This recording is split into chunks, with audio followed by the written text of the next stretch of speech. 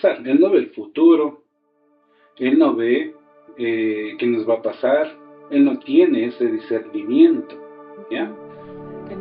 Ahora, por lógica, más allá de la religiosidad, porque ¿qué nos hace la religiosidad? Sí, la religiosidad tienes que creer sin entender, ¿sí? Y se vale en el versículo que dice, bienaventurados los que creyeron sin ver. Sí, eso lo dijo Jesucristo. ¿A quién? ¿A quién lo dijo? No, ¿a quién le dijo directamente? ¿Quién es el que dudó? Si ven, se dan cuenta que no tenemos. Exactamente, ya. Jesucristo directamente dijo, ¿qué dijo Tomás? Que quería topar, ver. Ya, Tomás dijo, yo creeré cuando tope con mis manos y palpe. Y todos somos así. Él hacía referencia a la fe de creer en Dios, pero él nos decía a la fe de creer en una religión. Sí. ¿Sí? ¿Qué nos dice la religión? Nos ata en el sentido de un rito. Entonces, ¿qué nos dice? Diosito es todo, sí, es todo, ¿sí? Y el diablo es nada. Entonces, haciendo una lógica, si es que el enemigo hubiera visto en el tiempo, ¿no? ¿Quién apoyó, Ricardo, quién apoyó a los fariseos, a los romanos, a todo el mundo, a que Cristo fuera crucificado? ¿Quién apoyó? Satanás. Ya, ¿por qué? Porque él es el dueño del mundo. Bueno, yo creo que, yo creo que Satanás apoyó la muerte de Jesucristo porque él pensaba que al morir Jesucristo ya no había la oportunidad de que nosotros perfecto. Entonces ahí está la respuesta. O sea, que si el diablo sabía que por la muerte de Cristo nosotros íbamos a ser redimidos, entonces eso era simple. Hubiera apoyado. Entonces nos damos cuenta que Él no es omnisciente, Él no ve el futuro, Él no sabe lo que sentimos y Él no sabe lo que vemos. Amén. ¿Alguna duda? No, Pablito, está claro. Entonces obviamente nos damos cuenta, es que eso es lo que quiero. O sea, la religión nos hace sumisos en relación de lo que dicen, bueno, cierto será. Siempre queda el telo de investigar uno mismo y comprender por qué razón es.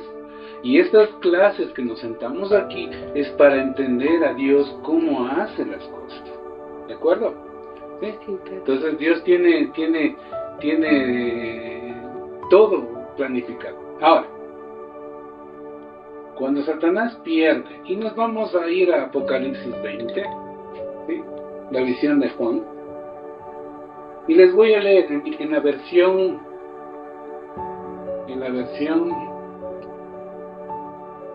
la Biblia Hispanoamericana, traducción interconfesional, versión hispanoamericana. Es una versión católica, pero muy Biblia detallada. Hispanoamericana. La versión Biblia hispanoamericana. Y está en los teléfonos, ¿sí? Donde dice traducción interconfesional. Las nuevas traducciones, ¿ya? Entonces, ¿qué dice Apocalipsis 20 del 1 al 15? Voy a leer. Dice, esto relata ¿quién escribió Apocalipsis? Juan, retirado en la isla de Patmos, tuvo unas visiones que era referente a la escatología, al final. Teológicamente se le puede analizar de muchos de puntos al Apocalipsis. Ya cuando iremos entrándonos más en el estudio bíblico, iremos analizando capítulo por capítulo qué nos quiere decir la palabra de Dios. Amén. ¿Estamos ahí? Amén. Ya. Sí. Tenemos largo para estudiar la Biblia. ¿Cuántos libros son? 66. Ya. Pero eso los evangélicos. Pero sabemos que ya hay muchos más libros que son aprobados. O sea, eso es lo que no entienden nuestros colegas evangélicos, que dicen los libros del diablo. Son deuterocanónicos, no son apócrifos. Los apócrifos son aparte de los deuterocanónicos. Los deuterocanónicos significa deuterocanónico, aprobados en el segundo canon. Y ya analizaremos eso para que todo el mundo y el público también entienda qué significa, porque mucho satanizan a las Biblias católicas y los católicos a las Biblias evangélicas. Entonces vamos a Apocalipsis 20 y dice: Juan, vi un ángel que bajaba del cielo, llevaba en la mano la llave del abismo y una gruesa cadena. Hasta ahí estamos, ¿cierto? O sea, la revelación de Juan hace ver que un ángel bajaba del cielo con las llaves del abismo. Y cuando estamos hablando del abismo, ¿de qué estamos hablando? Del infierno. Supuestamente ya vamos a, si es que podemos alcanzar, vamos a definir qué es el infierno y no creer de la manera que nosotros, con eso no quiero decir que lo crean o lo afirmen, pero tener otra idea de lo que es el infierno, ¿ya? El infierno no son las pailas y el diablito con el trinche que te pica atrás, ¿no es cierto? Ya, que esa es la tradición, como lo que estaba leyendo la Soñita en referencia de Dante Alighieri, ¿no es cierto? Así. ¿Estamos hasta ahí? Ya, perfecto. Estamos hasta ahí, estamos perfectos, ¿no es cierto? Ya. Entonces, apresó al dragón, ¿sí? Estamos hablando, apresó al dragón, la antigua serpiente, es decir, el diablo o Satanás, y lo encadenó por 1000 años. Vamos a hacer un análisis de este suceso.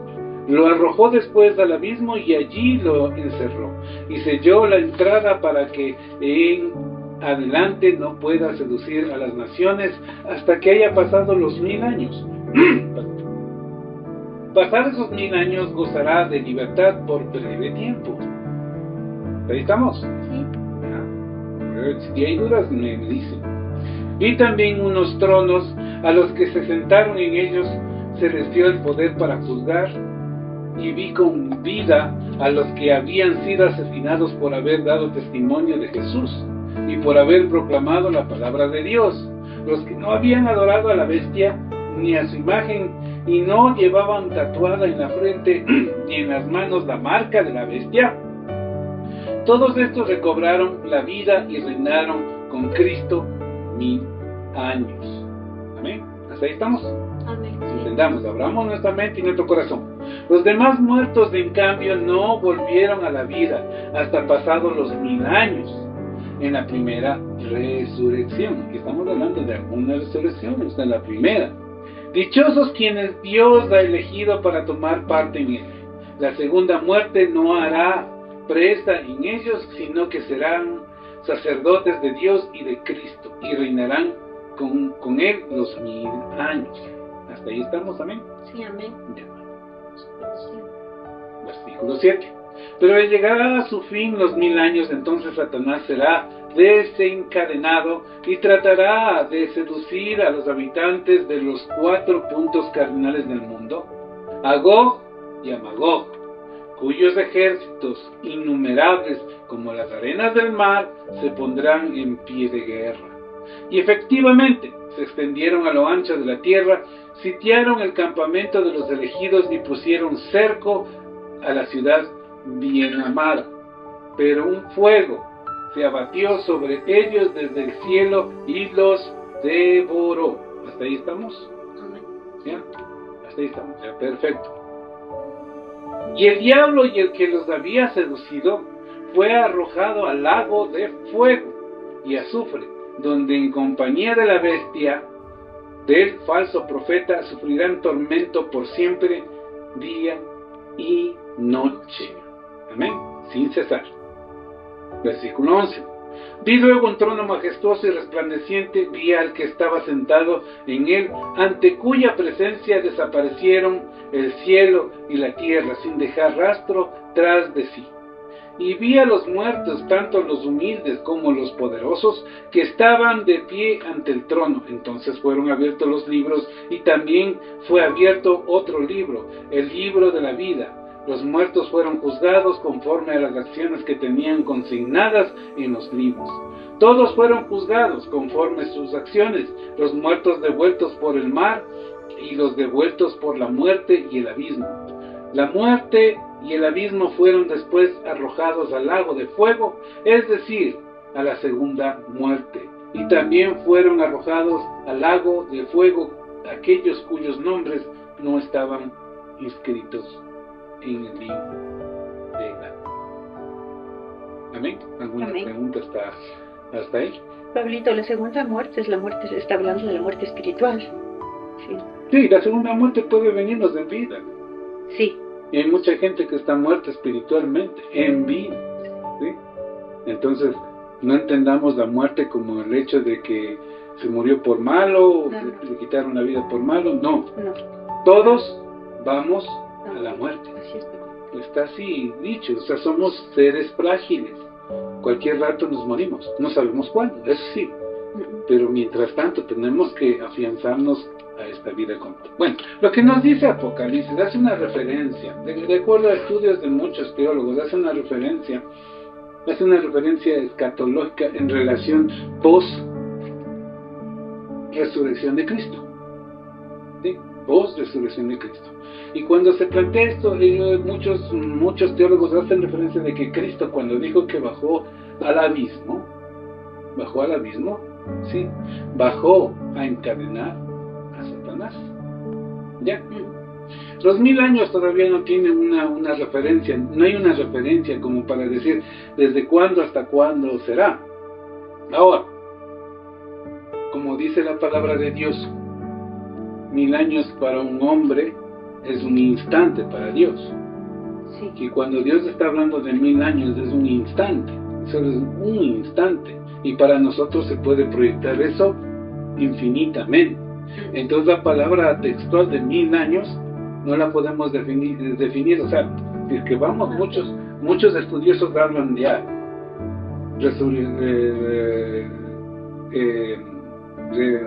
resucitó Jesucristo, ¿ya? Y pasaron 1000 años de ahí que estuvo encadenado. O sea, que estamos hablando de que Satanás fue liberado en el año 900 y pico. Si fuéramos a lo textual, claro, porque estamos hablando de un proceso escatológico, o sea, una proyección al futuro, pero no como vidente. Ahora, debemos entender que las visiones tienen ciertos sentidos, las visiones. ¿Ya? Dios nos revela las visiones a través de sueños, a través de circunstancias, y nos hace ver las cosas que podrían suceder. O en relación de la sabiduría, porque el profeta hablaba en relación de la sabiduría. Si le veía a un niño corriendo y estaba una alcantarilla sin tapa, entonces le dice: niño, no corras por ahí, no seas travieso, te vas a caer. Y no es porque sea adivino. El niño está bla bla bla bla, ¡purum! Te dije. Y no es porque uno sea brujo. La profecía no implica adivinación, sino una situación en relación a la sabiduría, a la visión de Dios. Juan tuvo la visión de haber visto lo que pasaba con el enemigo. Ahora, partiendo del folclore. Todos hablamos que y eso es lo que analizamos la clase anterior, lo que dice Isaías 14, que es la única referencia que nos dice en la Biblia, en los textos bíblicos. Del resto estamos hablando que es cultural, tradición. ¿Ya? Partamos de un punto. Y muchos colegas y muchos sacerdotes preguntan: ¿quién escribió los 5 primeros libros de la Biblia? Le pregunta a la Soñita: ¿quién escribió los 5 primeros libros de la Biblia? Bueno, puede ser Moisés, pero realmente no lo sabemos. Perfecto, realmente no lo sabemos. Sí. Pero haciendo un análisis, ya, Moisés fue, si es que hubiera sido Moisés, tuviéramos la referencia, porque Moisés fue un príncipe letrado y todo, en un tipo de escritura. ¿Ya? ¿Ya? Si hubiera sido Moisés tendríamos las tablas en jeroglíficos de todo lo que es los 5 libros del Pentateuco, ¿o no? Sí. ¿No es cierto? Claro. Y no existen jeroglíficos de ese tipo. Lo que existen son papiros en hebreo. En esa época donde muchos estudiosos hacen el análisis de que la cultura hebrea tenía una tradición oral, o sea, todos se comunicaban por la boca, más o menos como acá el Imperio Inca, era todo oral, no hay escritura, o sea, no se analiza la escritura. Podemos decir que anterior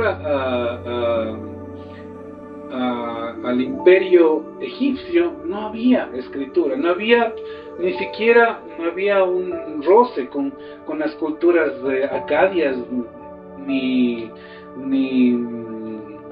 babilónicas, para decir que ni fenicias, que los hebreos hubieran adquirido una escritura, ¿verdad?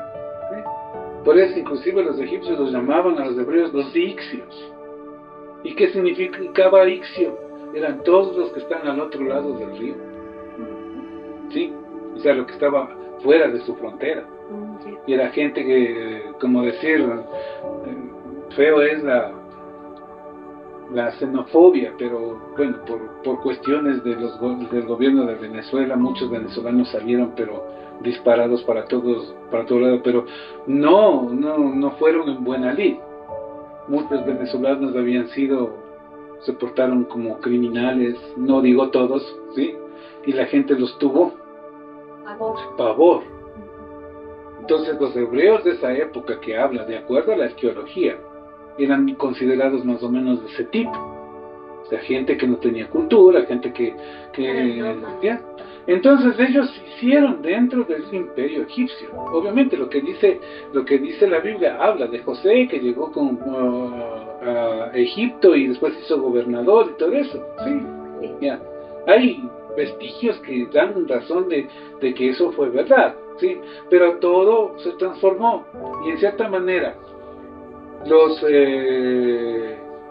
israelitas que vivían en Egipto los tenían a un lado, en ciudades netamente de hebreos, y eran considerados ¿qué eran los hebreos dentro del imperio egipcio?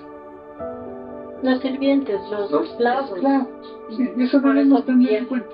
La señorita me queda bien de decir, yo para qué estoy entendiendo estas cosas, dice, es que es parte de la palabra, porque yo no puedo predicar algo que yo no entiendo. ¿Ya? Yo no puedo predicar por ósmosis o por lo que me dijo el cura o el pastor, tienes que predicar. Si yo no entiendo lo que significa eso, no voy a comprender mi gracia y mi trascendencia ante Dios personalmente. Peor, enfocar el mensaje al resto. Por eso les dio identidad. ¿Sí? Porque ellos saben. Entonces yo quiero que entienda esto. Puede parecer un poco aburrido el sentido de que yo que saco entendiendo lo que pasó con los hebreos y los egipcios. ¿Por qué estoy dando esa razón? ¿Ya? El único letrado hubiera sido Moisés, pero si hubiera escrito él los 5 libros del Pentateuco, de acuerdo, porque todos tenían la tradición oral. Inclusive cuando nos vamos a Josué, que dice Josué 1:8, y es tan claro, porque eso está textual traducido, ¿ya? Nunca apartaré este libro de mi boca, el libro de la ley de mi boca. ¿Qué está interpretando Josué? Y nosotros, o sea, le damos un sentido simbólico, pero él lo dice textualmente: nunca apartaré de mi boca el libro de la ley, porque era la tradición oral. Todos los que se vayan a la Biblia, Josué 1:8, ¿sí? Entonces era la tradición oral, o sea, no había escritura, ¿sí? Ya cuando comenzaron a conformarse los reinados, a partir de, estamos hablando de Samuel, ni siquiera, no puedo decir en la época de los jueces, porque los jueces todo fue una época oscura, totalmente oscura. En la cultura hebrea solo hay ciertos personajes que sobresalen, porque en la época de los jueces, los hebreos decían: oh Dios mío, ayúdanos. Dios les enviaba ayuda a través de uno de los jueces, ¿no es cierto? y después se olvidaba. Estaba Gedeón, Sansón, ¿no es cierto? Eran esos jueces, pero no tenían una convicción de lo que está sucediendo, mi querida Sunita. ¿Sí? ¿Sí? Pero posterior de eso, ya cuando vinieron los reinados y todo eso, tuvieron otro tipo de relaciones con el entorno, los sirios, fenicios y los sumerios, o acadios o babilonios. ¿Sí? En esa época recién la escritura hebrea se deriva directamente casi de la escritura fenicia. ¿Ya? Y la escritura fenicia es en cierta manera de una línea de tiempo de los caldeos. ¿Sí?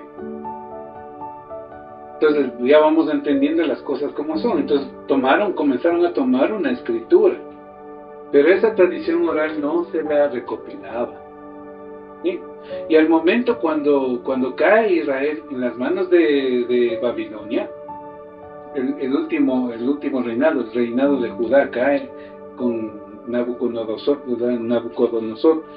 y incendian a la ciudad y se llevan a todos. ¿A quiénes se llevaron, Soñita? Se llevaron unos 4 jóvenes hebreos. Sí, 4 jóvenes, pero ¿a qué tipo de gente se llevaron? A los letrados, sí, a los más ilustres. A toditos los de letrados, a los ilustres, a los que representaban, y a los campesinos los dejaron votando. Pero se quedaron bajo la gobernación de cierta gente para que eso sea campo de producción para alimentar Babilonia.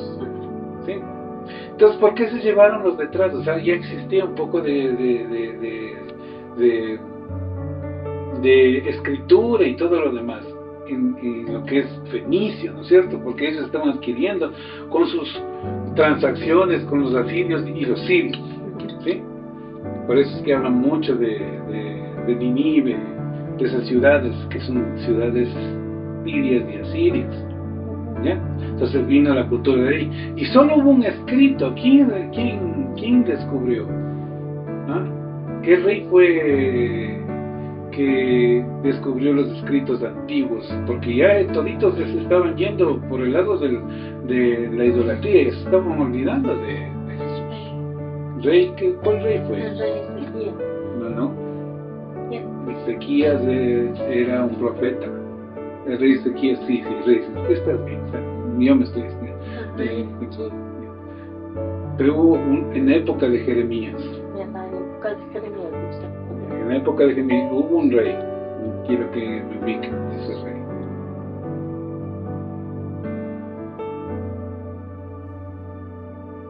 Del profeta, pues, Jeremías.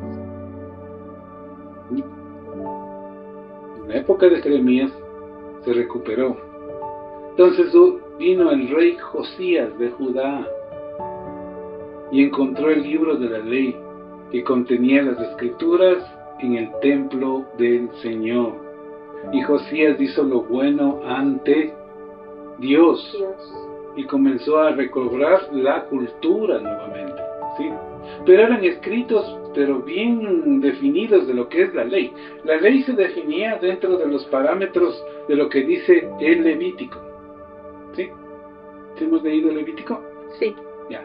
El Levítico da la forma de lo que es la ley, lo que tenemos que hacer, lo que no tenemos que hacer, y todas las cosas dentro de lo que en el Éxodo se dio las 10 leyes principales, de cuales se particionaron y se abrieron todas las leyes, que es un montón de leyes dentro del Levítico, ¿verdad?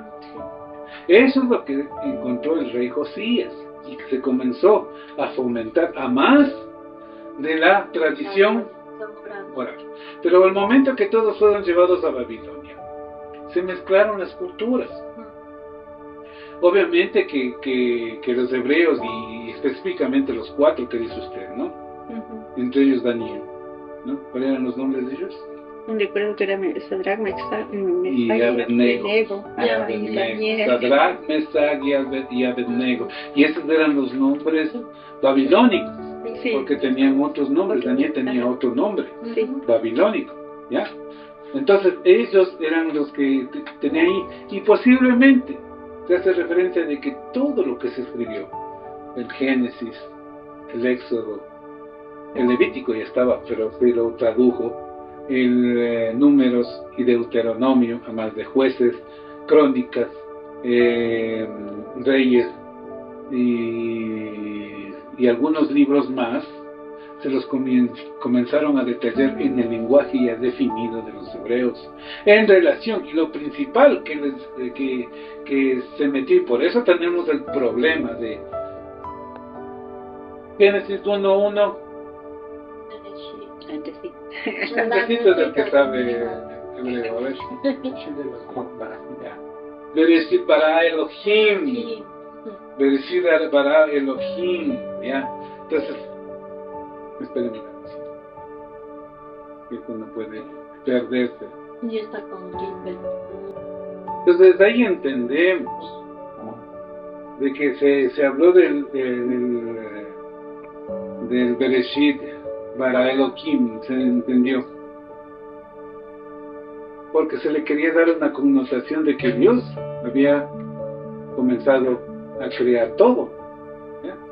A crear todo, y entonces la interpretación comenzó a dársela en el sentido como era de la tradición eloística. ¿De dónde es? ¿Del norte o del sur? Del norte. Las yavistas del sur. Ya. Entonces, esa tradición hablaban como eran idólatras de dioses, ¿ya? No podían definir Dios en el sentido singular. Después se adquirió la manera de llamarle Yahvé, sino que lo llamaron Elohim, que significa Dios, ¿ya? Pero más allá es una copia, la cultura babilónica. ¿Y de dónde vienen los babilonios? ¿De qué cultura vienen los babilonios? Los caldeos. De Ur. ¿Y quiénes eran los de Ur? ¿Qué cultura? Los Sumerios. Sumerios. ¿Y los sumerios hablan de quién? De los Patriarcas. Los Anunki. ¿Ya? Los Anunki. Entonces la cultura viene de ellos, de los Anunki, ¿verdad? Entonces los Anunki, ¿qué eran? Varios dioses. Entonces connotaron y escribieron en relación de esa cultura. Se mezcló todo, ¿sí? Pero había algo definido. Los hebreos tenían definido su ley dentro del Levítico, posiblemente del Deuteronomio, ¿sí? Y comenzaron a darle, en relación de su tradición oral, el principio y el éxodo, o sea, el Génesis y el éxodo. Por eso hay muchas cosas que van emparejadas a la cultura sumeria. Específicamente lo de Noé, que viene en el tratado del poema del Gilgamesh. Y de ver, consulten qué dice el poema del Gilgamesh. ¿Ya? Yo quiero preguntarles a ustedes, para que no verles con dudas, que de pronto se pueden estar asustando y todo eso, pero nos hace asentar los pies en la tierra. ¿Qué duda tienen al respecto? O sea, yo no les estoy enseñando herejías, sino les estoy enseñando historia. Sí, papi. Sí, historia.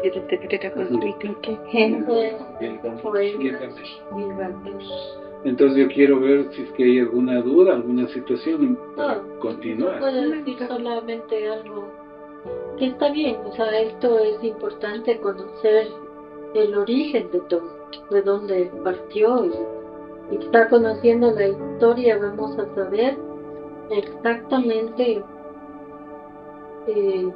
por qué decimos, por decir Elohim. Si alguien nos pregunta, de tener la base, qué significa. Sí, y ya vamos a definir un poquito eso, y ya les dejo también para que vayan y consulten un poquito. Dios no tiene nombre, ¿ya? Porque no se puede. Y muchas culturas lo decían el innombrado, ¿sí? Entonces darle un tipo de nombre era tenaz, pero hay otras connotaciones que como que concuerdan con el principio cristiano ahora. Por eso dicen el Elohim quería definir Padre, Hijo y Espíritu Santo, que puede ser que el mismo Andrés nos desasnó cuando él dijo, si dicen los dioses, están hablando de las tres esencias de Dios. ¿Cuáles son las tres esencias? Padre, Hijo y Espíritu Santo, y puede ser una gran verdad. Amén. Hasta ahí estamos. Entonces, al definir esto que leímos en el Apocalipsis, nos hace ver el joven que tanto hablamos sobre las religiones, porque le damos más culto a ese joven, ¿no es cierto? Está más que encadenado. Y los 1000 años hay que verles de una manera de interpretar, porque 1000 años para un hombre es un instante para Dios, ¿ya? Entonces, en ese sentido, nosotros, y me gusta recordar de un compañero que estudiaba con nosotros para maestros, que tuvo una revelación hermenéutica en relación de los 1000 años, que fue una enseñanza pero bien hermosa, que hacía. Algún rato me la recuerdo para plantearles aquí. Sí.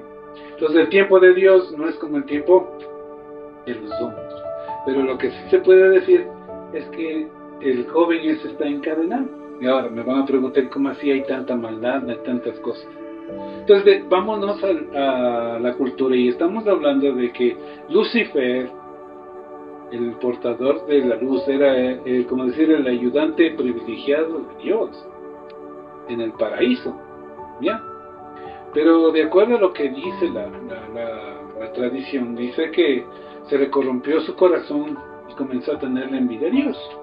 Por eso dice en Isaías 14:12, dice, oh lucero de la mañana que caíste a la tierra, ¿verdad? Porque quisiste ser más alto que el Altísimo. Imagínense, se quiso poner al nivel de Dios. Y él quería que todos, y pese de la situación, los ángeles restantes le admiraban a Lucifer. Según la cultura y la tradición, le admiraban a Lucifer. Pero no le bastaba eso, él quería que todos lo adoren. Entonces en ese momento viene la famosa conflicto cósmico, como lo llaman, de que comenzó a meter la cizaña dentro del corazón del resto de los ángeles. Y 1/3 de los ángeles se le vino a favor de Lucifer, ¿ya? Y Lucifer comenzó la batalla contra las huestes celestiales, ¿ya? ¿Y qué hizo Dios? Expulsarles del paraíso. ¿Y a dónde fueron a parar esas huestes? ¿Quién me dice? Sí, tierra. A la tierra. Hagamos un plan.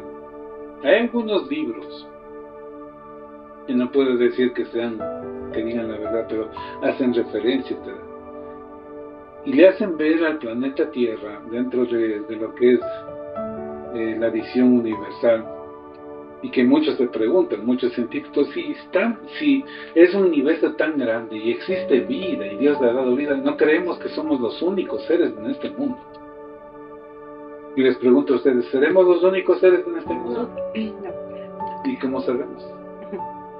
Porque hay muchos evidencias. Yo no tengo evidencia. ¿Quién ha visto ningún? No han visto, pero ¿De dónde sacas las evidencias, Andrés? De la probabilidad.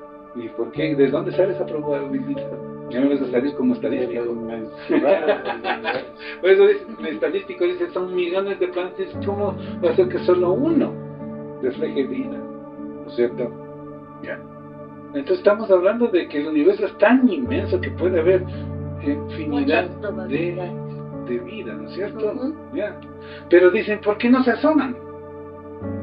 ¿Por qué no viene? ¿Por qué no entra por esa puerta con nuestra televisión? A ver, Andrés, aquí estoy, chévere, me llamo tal y tal, ¿qué les parece? ¿Me puedes sentar a la mesa, compartamos? ¿Por qué no hace eso en ustedes? ¿Por qué no? Entonces, de acuerdo a estos científicos, y les digo que de pronto tienen la razón, y tal vez por lo que yo estoy hablando, muchos colegas me están ya queriendo inquisidar, porque todos son Diosito, y hay muchas cosas más. Amo a Dios, como es Dios, no lo minimizo ni le hago chiquito, ¿ya? Pero estos científicos hacen referencia que la Tierra es un lugar de destierro. O sea, ¿qué es el lugar de destierro? Es como un alcatraz. Es como un alcatraz. Los confinados. ¿Sí saben lo que es el alcatraz? Sí, la cárcel mujer. Sonita, ¿saben lo que es el alcatraz? No es una Es cárcel. un penal, pero que está aislado. ¿Quién va a ser? Los condenados. Y somos tan indignos, imagínense, tal vez tienes razón esa posición de estar nosotros confinados, y depende de nuestro corazón para trascender y salir de ese punto. ¿Ya? Y son cosas para pensar. Bueno, creo que vamos rápido. A ver, ¿alguna duda? ¿Alguna situación? Entonces nosotros hablábamos en un principio de que el diablo tentador que nos tienta es nuestra propia, o sea, como que somos nosotros nuestro propio lado malo, como por decirlo de alguna manera. Pero ahora en cambio hablamos de un acosador, de un diablo que sí es un ser aparte de nosotros, sí es un ser existencial mismo. Entonces ese acusador no es el que nos tienta, es esa parte. Solo es acusador, él no nos tienta. Bien. Nos tienta somos nosotros mismos. A eso mismo quería ir. Uno que le veo un poco cansada a la señorita. No, no sigan los tablitos. Entonces, lo que quiero que me entiendan, lo que se llene de corazón. O sea, cáptenlo con el corazón de esta situación. Porque a veces somos tan religiosos y pensamos, y no es por darle cuenta a Sunita de la condena de estar en las pailas. La condena es más álgida en el sentido de que si nosotros somos un alcatraz, ¿cierto? Pero es un alcatraz hermoso porque Dios nos ha dado para vivir acá. Pero cuando fallamos como seres humanos en nuestro orgullo, dice la teología sistemática, dice de que la creación es perfecta, ¿sí? ¿No es cierto? La creación es perfecta, pero cuando la creación se vuelve hacia su creador, se hace imperfecta y fatua y finita, o sea, se destruye.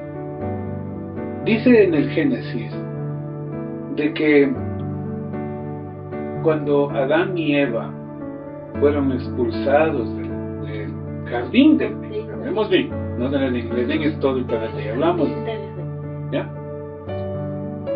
Criaron cardos y espinos en las rosas, en las plantas, y las bestias aniquilaron unas contra otras. O sea, por nuestra culpa vino la maldición y la muerte, inclusive para los seres vivientes. ¿Y qué dice el Apocalipsis 22 al final?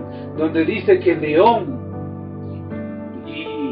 y el cordero beberán del mismo plato, o sea, habrá una comunión. ¿No es cierto? Como en el principio, exactamente, como en el principio. Y cuando comenzamos a hablar de una teología de no comer carne, que algún día la enfocaremos, porque ¿qué tenemos que hacer? Cuando Jesús vino personalmente y le dijo a Adán y le enseñó a sacrificar el cordero para que ellos se vistieran y que se sacien de un animal, ¿qué les causaba a ellos? ¿Por qué en el Levítico dijeron tienes que sacrificar animales? Porque el hecho de sacrificar por sangre un animalito te destroza el corazón. El quitar la vida destroza el corazón, les digo. A cualquier ser destroza el corazón el quitar la vida. ¿Ya? Y nosotros seguimos con el chanchito, el apretado, o sea, es rico, sí, un chanchito, un seco, es riquísimo, pero ¿a qué costo? ¿A qué costo? Del dolor, de la sangre. ¿Qué dice el Génesis cuando Caín mató a Abel? Y Dios le preguntó a Caín, Caín, ¿dónde está tu hermano? Y Abel le dice, ¿que acaso soy la niñera de mi hermano? Y Dios le confronta y le dice, escucho la sangre de tu hermano clamar desde la tierra. escuchar a Dios clamar la sangre de los animales desde la tierra. Claro, Digo. Si a uno le duele mucho más a Dios, el Creador. Digo, cuando dice Dios, ama a tu prójimo como a ti mismo, tu prójimo no es solo las personas, tu prójimo son la creación. No seamos fatos de decir unas cositas, y mis colegas a veces dicen, bueno, ya terminamos el culto, ama a Dios, ama a tu prójimo, vamos a pegarnos la fregada, vamos a pegarnos el horrendo chanchito. No por criticar, yo también lo hago, pero hay que hacer conciencia. Amén. Entonces, a lo que decía Andrés, ¿qué decía? En relación del mentiroso, del acusador y todo eso. Y vamos a hacer la diferencia de lo que dice Job. ¿Ya? Job hay una parte que dice que me encontró y dijo, sí, del término Satán y Satanás, que es casi igual, pero dentro de la traducción hebrea no es Satán ni Satanás, es Shotán. Es Shotán. Y Shotán significa ángel fiscal.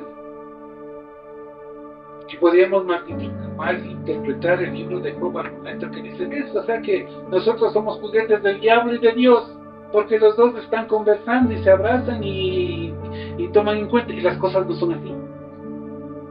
Entendamos. El enemigo, Satanás, jamás estuvo en la presencia de Dios, no puede estar en la presencia de Dios. La luz nunca puede estar junto a la oscuridad, ni la llenura ante la vacuidad, ¿verdad? Entonces, ¿cómo va a estar el enemigo preguntándole a Dios? Pero si hay un Shotán, que es parte del séquito de Dios, que es un ángel. ¿Entendemos eso? ¿Sí? Este ángel se llama Shotán, y él es el que le pregunta, ¿por dónde vienes? Visitando, paseando por el mundo. Y Dios le dice, si has visto a mi hijo, que es magnífico, o sea, le daba mucha, y primero entendamos que Job es el libro que enfoca la justicia de Dios, ¿sí? Y le dice, si le has visto a mi hijo Job, qué bueno que es, nunca se reniega de nada, que apenas amanecía solo estaba orando. Pero hay unas oraciones que era solo, cuidarás a mi hijito, cuidarás a mi otro hijito, cuidarás. Tenía mucho miedo de que algo les pase. Sí. Estaba tan atado a su bendición, porque era muy bendecido. Y Shotán le dijo, Dios, disculpa, pero no es que te quiera poner en contra de Job, pero cualquier hombre, y no con esto quiero hacer ver de que Dios es injusto. Él dice, siempre nos dice, pruébame. Y yo. Sí. Entonces, dice, están bendecidos, pero si él no tuviera nada y estuviera en la peor calamidad, de seguro que te niega. ¿No es cierto? Y ahora, si leemos todo Job, no es que todo fue. Job sí le reclama a Dios. Así es que no digan la paciencia de Job. No. Mal interpretado eso. Dios le enseñó a Job su justicia. Y de ahí nace, ¿por qué a veces a la gente buena les pasa cosas malas? Ya nos debemos enfocar en una enseñanza de eso. ¿Ya?